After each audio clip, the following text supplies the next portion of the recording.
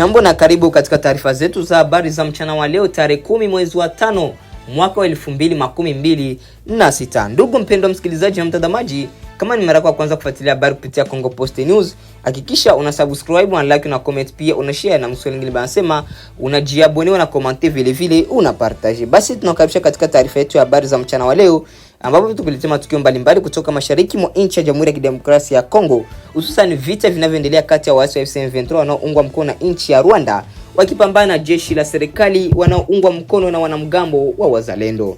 Basi pia tutakuunga moja kwa moja na habari za kimataifa. Ndugu mpendwa msikilizaji na mtazamaji, tunakukaribisha katika taarifa yetu ya habari za mchana wa leo, sauti yetu habari zako.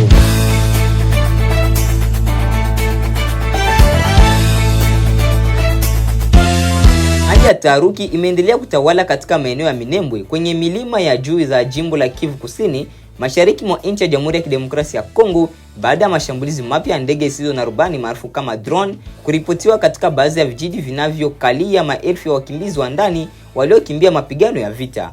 Kwa mujibu wa taarifa kutoka kwa vyanzo vya ndani, mashambulizi hayo yalitokea mchana wa Ijumaa tarehe 8 mwezi wa 5 mwaka 2026 na yalihusishwa na jeshi la serikali ya FARDC. Mabomu hayo yalilenga hasa maeneo ya Kakenge na Ilundu iliyopo katika plateau ya Minembwe, eneo ambalo limeendelea kuwa kitovu cha mvutano wa makundi yenye silaha kwa miaka mingi sasa. Wakazi wa maeneo hayo wanasema milipuko mikubwa ilisikika kwa saa kadhaa, huku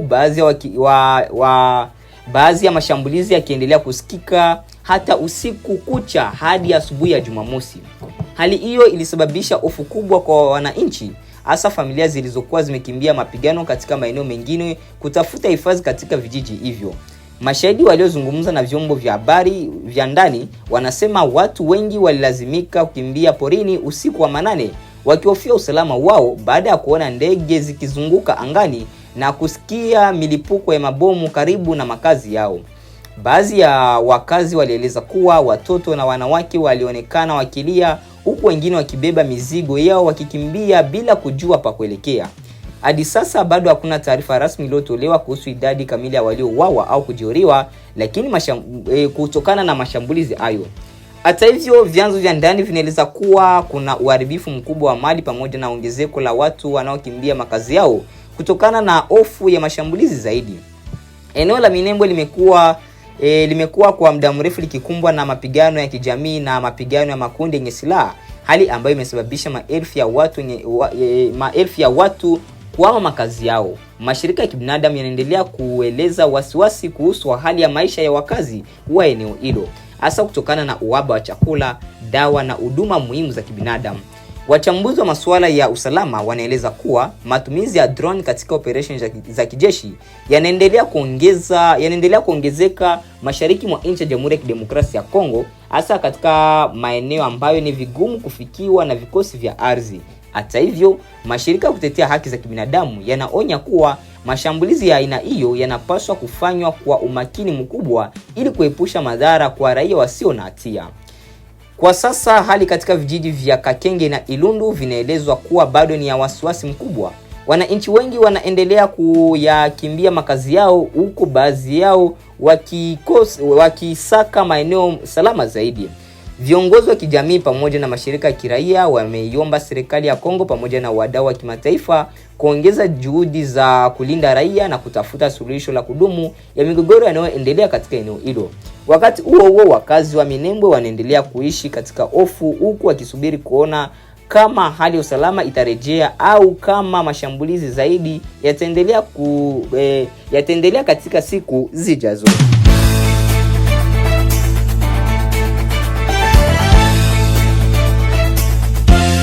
Mashariki mwa nchi ya Jamhuri ya Kidemokrasia ya Kongo inaendelea kushuhudia hali mbaya ya usalama baada ya mashambulizi mapya yaliyohusishwa na waasi wa ADF kusababisha vifo vya raia kadhaa katika maeneo ya Beni, Kivu Kaskazini pamoja na jimbo la Ituri. Mashambulizi hayo yameibua maswali makubwa kuhusu uwezekano wa serikali ya Kongo katika kuhakikisha usalama wa wananchi wake, huku mashirika ya kutetea haki za kibinadamu yakikosoa kile yanachokiita uzembe wa mamlaka katika kulinda maisha ya raia. Kwa mujibu wa taarifa kutoka kwa vyanzo vya ndani pamoja na mashirika ya kiraia, mashambulizi hayo yalitokea usiku wa kuamkia tarehe 7 mwezi wa 5 mwaka 2026 katika vijiji mbalimbali vya groupment ya Batangi Mbau wilayani Beni mkoani Kivu Kaskazini. Vijiji vya Manzungu, Musangwa, Wasafi na Wanangambo walishambuliwa na watu wanaosadikiwa kuwa wapiganaji au waasi wa ADF. Takriban raia 24 walipoteza maisha katika mashambulizi hayo, huku miili ya waathirika ikipelekwa katika chumba cha kuhifadhi maiti mjini Oicha. Katika jimbo la Ituri hali ilikuwa pia ya kusikitisha baada ya shambulio jingine lililoripotiwa katika eneo la Biakato Centre, hasa katika mtaa wa Lalia uliopo katika shiferia ya Babila Babombi wilaya Mambasa. Taarifa za awali zinaonyesha kuwa watu 12 waliuawa, wakiwemo wanaume 10 na wanawake 2. Watu wengine kadhaa wametajwa kutoweka, huku familia nyingi zikikimbia makazi yao kwa hofu ya mashambulizi zaidi. Mashahidi kutoka maeneo yaliyoshambuliwa wanaeleza kuwa kulikuwa na taarifa za mapema kuhusu mienendo ya washambuliaji hao kabla ya mashambulizi kutokea. Kwa mujibu wa wakazi hao, vyombo vya usalama vilikuwa vimepewa tahadhari juu ya uwepo wa watu wenye silaha katika maeneo ya karibu, lakini hakuna hatua madhubuti iliyochukuliwa kwa wakati ili kuzuia mauaji hayo. Hali hiyo imepelekea shirika la kimataifa la kulinda haki za kibinadamu na mazingira linalojulikana kama LESVDHA kutoa tamko kali likikosoa serikali ya Kongo. Shirika hilo limesema kuwa serikali ina wajibu wa kikatiba na kimataifa kuhakikisha usalama wa wananchi wake pamoja na kulinda haki ya kuishi kwa kila raia. Kwa mujibu wa shirika la LESVDHA, kushindwa kwa mamlaka kuzuia mashambulizi ya mara kwa mara dhidi ya raia ni ishara ya udhaifu mkubwa wa dola.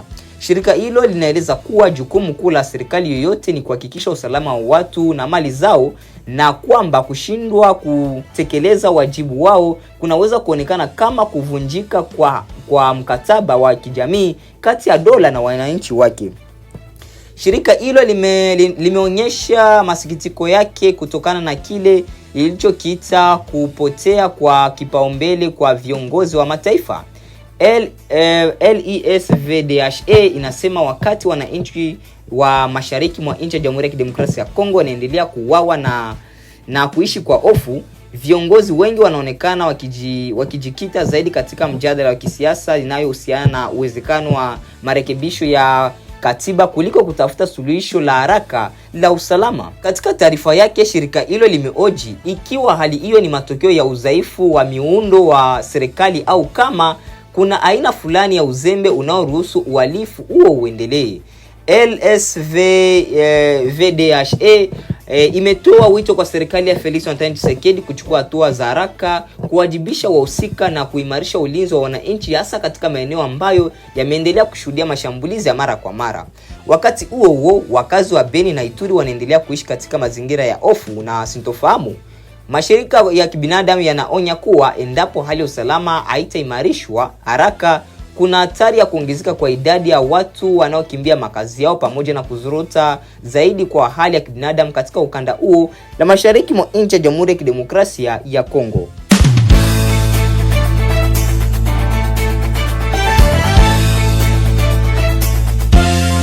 Zaidi ya watu 315 wa Rwanda waliokuwa wamehifadhiwa katika mji wa Goma mashariki mwa nchi ya Jamhuri ya Kidemokrasia ya Kongo wamerejeshwa rasmi nchini mwao kupitia operesheni iliyosimamiwa na shirika la Umoja wa Mataifa linaloshughulikia wakimbizi HCR. Zoezi hilo limefanyika katika maeneo yanayodhibitiwa na waasi wa M23, huku litajwa kuwa sehemu ya juhudi za kibinadamu na za kurejesha raia hao kwa hiari katika nchi yao ya asili. Kwa mujibu wa taarifa zilizotolewa na HCR, wakimbizi hao waliondolewa katika kambi pamoja na maeneo mbalimbali ya Goma kabla ya kusafirishwa kuelekea mpaka wa Rwanda chini ya uangalizi wa mashirika ya kibinadamu na mamlaka husika. Shirika hilo limesema kurejeshwa kwa wakimbizi hao kulifanyika kwa kufuata misingi ya kimataifa na haki ya wakimbizi, ikiwemo kuhakikisha usalama wa ridhaa ya wahusika kabla ya safari yao. Operation hiyo imekuja katika kipindi ambacho hali ya usalama mashariki mwa nchi ya Jamhuri ya Kidemokrasia ya Kongo inaendelea kuwa mbaya kutokana na mapigano kati ya jeshi la serikali ya Kongo na waasi wa M23 katika maeneo ya Kivu Kaskazini. Tangu kurejea kwa nguvu kwa waasi hao, maelfu ya wananchi wamekimbia makazi yao, huku wengine wakikimbilia nchi jirani kama Rwanda na Uganda. Baadhi ya wachambuzi wa masuala ya usalama wanaona kuwa hatua hiyo ya kurejesha wakimbizi inaweza kuwa ishara ya kuimarika kwa ushirikiano wa kibinadamu kati ya mashirika ya kimataifa na mamlaka zinazodhibiti maeneo hayo. Hata hivyo, wengine wameeleza wasiwasi kuhusu hali ya usalama wa muda mrefu kwa watu wanaorejeshwa, wakisema bado kuna changamoto nyingi katika ukanda huo. Kwa upande wake, AFC M23 imetangaza kuwa imeendelea kutoa nafasi kwa mashirika ya kibinadamu kufanya shughuli zao katika maeneo wanayoyadhibiti, huku wakisisitiza kuwa wanataka kuonyesha utulivu na utawala katika maeneo hayo. Serikali ya Kinshasa bado inaendelea kutazama muungano huo kama kundi la waasi linalotishia mamlaka halali ya nchi. Wananchi wa Goma wamepokea taarifa hiyo kwa hisia tofauti. Wengine wanaamini kuwa kurejeshwa kwa wakimbizi kunaweza kusaidia kupunguza msongamano katika maeneo ya hifadhi ya wakimbizi ambayo yamekuwa yakikabiliwa na uhaba wa chakula, maji na huduma za afya. Lakini wengine wanahofu kuwa mzozo unaoendelea unaweza kusababisha tena wimbi jipya la wakimbizi katika siku zijazo. Mashirika ya kibinadamu yanaendelea kutoa wito kwa pande zote zinazohusika katika mzozo unaoendelea mashariki mwa nchi ya Jamhuri ya Kidemokrasia ya Kongo kuheshimu sheria za kimataifa na kuhakikisha usalama wa raia pamoja na wakimbizi. Wakati huo, jumuiya ya kimataifa inaendelea kufuatilia kwa karibu hali ya usalama katika eneo hilo ambalo limeendelea kushuhudia migogoro ya mara kwa mara kwa zaidi ya miongo miwili.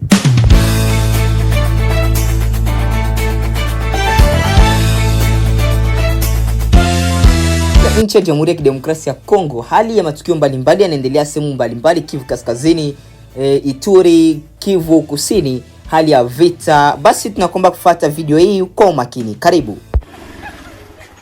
Angalia matela. Maki balisha banaenda kabisa. Wale kisi wanafunga vitu kwa mamilago manini kwa moto. Maki hapa tumakia tu maki na mtari wote wako ajirudili. Naona. Maki sio ni fotofia huko ni Roma.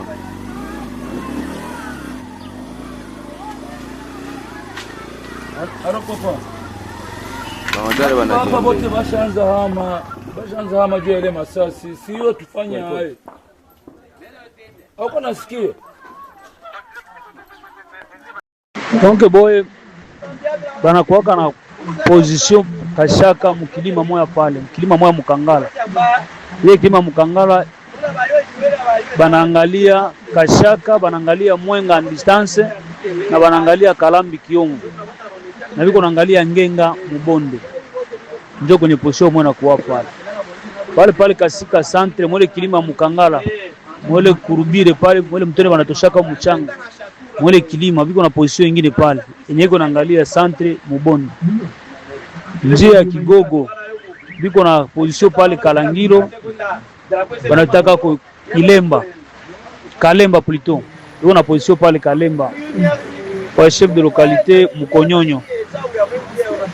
Na kilima moya wanaita pale kilima ya Kalesha.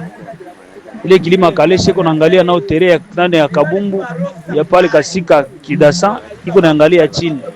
Na kuna kwa mashimo kuna chimbaka makasterite pale na makolta. Wanafatu mapatrouille pale Kalangilo, wanafika Mushinga na wanarudia. Sasa leo ndio walifuruse waende watante kufungula njia ya Mulamba hawezi weza kule. Juu ni njia moya kama mwao muko walitumika mu RCD banayua gisi wanakufiaga mwele njia. Ni njia moya donc ni au makurubire sana. Huko mwai kurubi balisha kuona ngambo kule. Huko unaona sana ni karibu ni mbali. Njoo ile ule kuna kitundu njoo masasi zikulia vile. Okay. Unafuatilia wale wanasema kibale yuko na maboga kwa mingi walikimbia wanarudia kutea Kalama. Wengine yuko kutea kule Mamuimbili. Masasi zikulia. Kulikuwa wengine army ilikuwa natuma mabombe kutoka Kalugenge. Mwele kilima ile ya pale kukicha. Iko nasoma pale kwa masomo ya miti. Kwenye position nyingine ilikuwa kapale. banasema ile Kalugenge nao basukume tena. Sawa sawa. Ndio petit sere liko pale na petit frère. Ndio niko naongea nao. Kusikiliza taarifa zetu mbalimbali kutoka mashariki mwa nchi ya Jamhuri ya Kidemokrasia ya Kongo, basi acha nikuunge moja kwa moja na habari za kimataifa. Karibu ndugu. Jina langu ni Rashid Chilumba. Chama kikuu cha upinzani nchini Tanzania cha Demokrasia na Maendeleo Chadema kilikutana hivi majuzi kwa kikao cha ngazi ya juu kujadili hali ya siasa ya taifa hilo.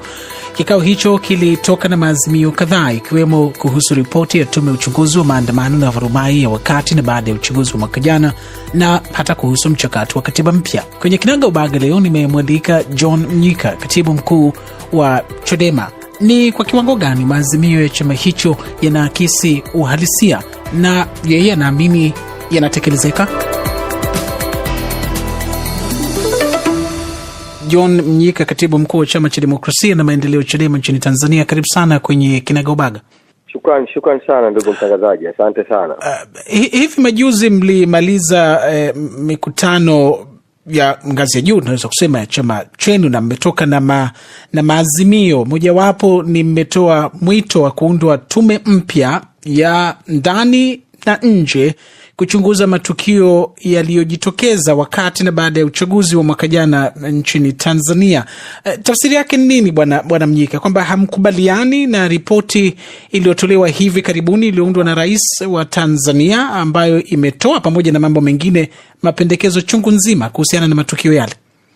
Hatukubaliani kabisa na ripoti hiyo. Maana inaitwa ripoti lakini kimsingi haikutolewa ripoti. Kilichotolewa kilikuwa tu ni hotuba kuhusu ripoti. Ripoti yenyewe mpaka sasa haijatolewa hadharani, na rais alipoipokea alisema bayana kwamba ripoti ni mali yake na mpaka sasa imefanywa kuwa siri. Lakini kutokana na uchambuzi tu wa hotuba yenyewe tu imeonekana kabisa kwamba haiakisi ukweli wa hali halisi ya kilichotokea tarehe 29 Oktoba na kuendelea. Msingi imekuwa ni ripoti ya kusafisha wauaji na kusafisha mauaji na kuhamisha mzigo wa uwajibikaji kutokana na mauaji hayo na kuficha hata kiwango halisi cha mauaji. Sasa undani wa hayo, lakini ndugu katibu mkuu, hiki ni chombo ambacho kimefanya kazi kwa karibu miezi mitatu na kimekuja na ripoti pana kabisa inayoeleza kwa mfano idadi ya vifo, vyanzo vya matukio yaliyojitokeza mwaka jana wakati na baada ya uchaguzi na kwenda umbali wa hata kutoa mapendekezo ya nini kifanyike. Lakini ninyi mnasema hamkubaliani nayo, mnasema idadi ni ndogo. Ninyi mna ushahidi gani? Mmefanya utafiti wapi? Sisi tumefanya utafiti, na ndio maana tunataka kije chombo huru cha uchunguzi ili tuwape yale ambayo sisi tunayo. Hii tume toka ilipoundwa toka awali, sisi hatukwenda mbele ya tume kwa sababu aliyeiunda mwenyewe hana uhalali.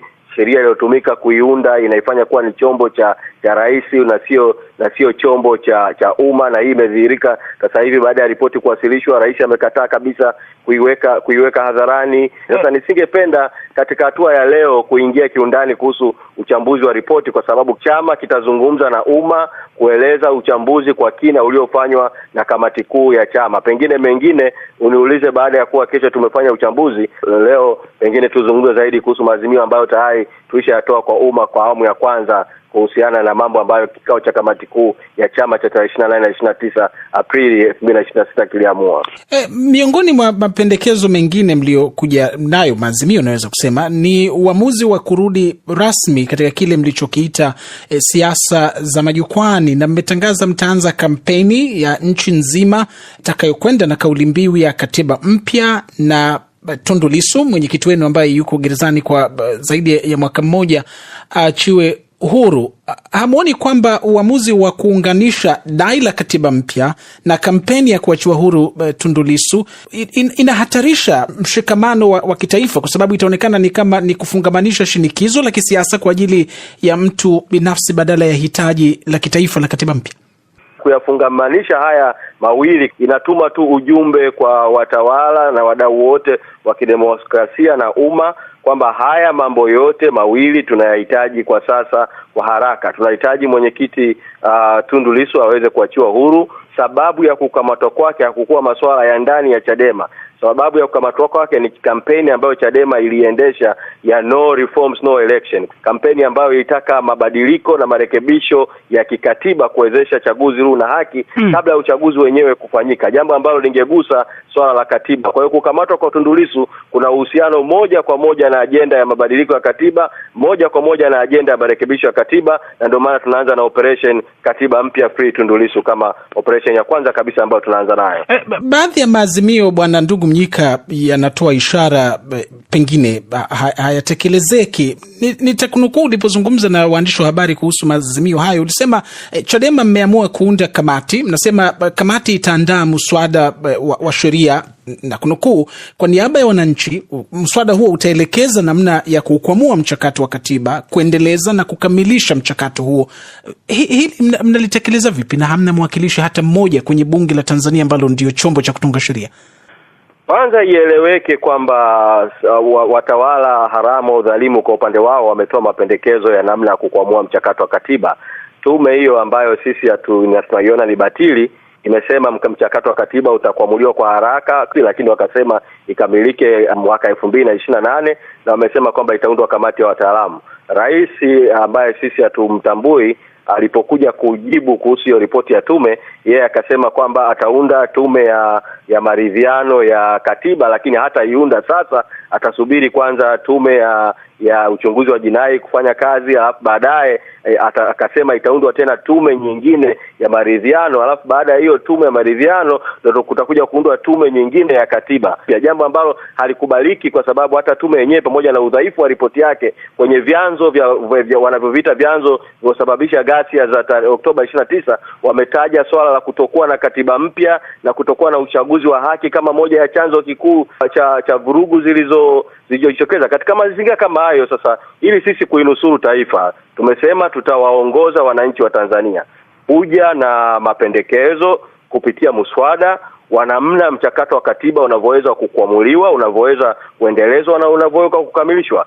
Mvute subira, tubalize kazi, tuje na mapendekezo, ndio mtajua kama mapendekezo hayatekelezeke au hayatekelezeke. Mimi nimekuwa mbunge miaka 10, nimekuwa kwenye bunge maalum la katiba, naelewa utaratibu wa utungaji sheria, lakini kunapotokea mizozo mikubwa kama hii ya kisiasa, ya mizozo iliyosababisha umwagaji damu, pamoja bwana Mnyika, pamoja na uzoefu wako, nakubaliana na wewe, pamoja na uzoefu wako bungeni, lakini unafahamu namna miswada inavyowasilishwa kwenye bunge la Tanzania, ni ama kutoka serikalini au kutoka kwa wabunge. Hamna mbunge hata mmoja bungeni. Labda nikupe mfano moja kwa moja. Hatuhitaji kuwa na mbunge bungeni kuweza kufanya muswada. Kama tunahitaji muswada upite uweze kupita, kuna njia mbili. Kuna njia ya kuendelea na shinikizo tulionalo hivi sasa la kutaka uchaguzi urudiwe upya, na tumeshasema kwamba tunataka jamii ya kimataifa iingilie kati ili kuhakikisha kwamba kunakuwa na hatua za kimataifa na kitaifa. Kwa kuna njia nyingi za kufanya. Njia ya kwanza ni kurudiwa kwa uchaguzi. Nje ya njia ya kurudiwa kwa uchaguzi kuna njia nyingine ambazo zinaweza kutumika. Ni vyema umma ukavuta subira, hatua kwa hatua tutaongoza wa Tanzania. Tunajua tunachokifanya na tunajua kama kinatekelezeka. Utawala wa Rais Samia Suluhu Hassan umeanza kuzungumza juu ya swala la maridhiano, lakini inaripotiwa kwa kamati kuu ya chama chenu iligoma kabisa kujadili swala la maridhiano na serikali, na badala yake inaonyesha mmechagua njia ya mapambano. Je, ni kweli kwamba Chadema mmefunga kabisa milango ya mazungumzo na serikali ya Rais Samia? Kwanza kuna tofauti kati ya mazungumzo na maridhiano. Maridhiano ni matokeo ya mazungumzo kama mkikubaliana jambo fulani. Kwa Kiingereza inaitwa reconciliation. Kwa hiyo huwezi kuzungumza kuhusu reconciliation. Unazungumza kama unataka kuzungumza, unazungumza kuhusu majadiliano au mazungumzo kwa maana ya dialogue au negotiation. Sisi Chadema hakuna wakati wote ambapo tumefunga milango ya mazungumzo. Ndio maana tumesema na tunaiambia dunia tunahitaji wasuluhishi wa kimataifa waje Tanzania ili tuingie kwenye mazungumzo chini ya wasuluhishi wa kimataifa. Sasa wao ndio wanakwepa wasuluhishi wa kimataifa kwa sababu hawataki mazungumzo. Tumeona jitihada tayari zinafanywa na Jumuiya ya Madola. Mjumbe wake rais wa zamani wa Malawi Lazarus Chakwera alikuwa nchini Tanzania na inaarifiwa alikutana pia na kiongozi wenu aliye gerezani Tundu Lissu. Mko tayari kupatanishwa na serikali ya Tanzania chini ya Jumuiya ya Madola? Sisi tumeshasema wasuluhishi wote wa kimataifa huru, sisi tuko tayari kwa mazungumzo. Tunasubiri kuona ni nani atakayekuja kufanya usuluhishi. Ujumbe wa Chakwera ulikuja tu kwa ajili ya kupata taarifa au kujua yaliyopo, ili sasa kwenda kumjulisha katibu mkuu wa Jumuiya ya Madola. Tunasubiri tuone watasema nini baada ya taarifa hiyo kufika. Alikuja mjumbe wa Umoja wa Mataifa, naye tumemueleza. Tunasubiri kuona watafanya nini. Walikuja marais wanawake kwa chama cha wanawake viongozi, nao tumewaeleza. Tunasubiri kuona watafanya nini, na wengine ambao hawakuja nao naamini wanafuatilia, tunasubiri kuona watafanya nini. Kwa msingi tu ni kwamba tunataka jamii ya kimataifa iingilie kati, iongoze usuluhishi wa mgogoro mkubwa wa kisiasa Tanzania na mauaji ambayo yamefanyika Tanzania, tupate ufumbuzi kama taifa, tujue namna ya kusonga mbele. Ndugu John Mnyika, katibu mkuu wa Chama cha Demokrasia na Maendeleo Chadema nchini Tanzania, shukran sana kwa kuzungumza nasi Kinagaubaga.